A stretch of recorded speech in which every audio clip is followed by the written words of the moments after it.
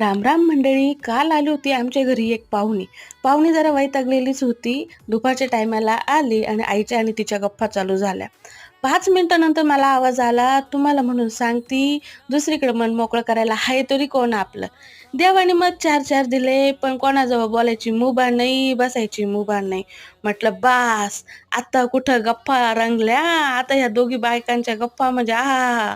त्यानंतर पुन्हा 5 मिनिटानंतर मी माझं काम आवरून रूममध्ये गेली, तेव्हा आजी पुन्हा म्हणती, आपलं आहेस तरी कोण, आपल्याला ना खायची मुभा ना बसायची मुभा. आणि आजीला येऊन 3 तास झालेले होते, पण आजी उठायचं नाव घ्यायला आणि मम्मीचं फक्त मला असं वाटतं आजीचं सोडा, सगळ्याच वैतागलेल्या बायका आहे ना असंच बोलता. तुम्हाला म्हणून सांगती, बाकी कोणाजवळ बोलायची मुभा नाही. आता तू आहे म्हणून तुझ्याजवळ हे आहे, नाही तर झाकली मूठ 1.25 लाखाची. आपल्याला कोण विचारितं, किती केलं तरी ह्या बाबा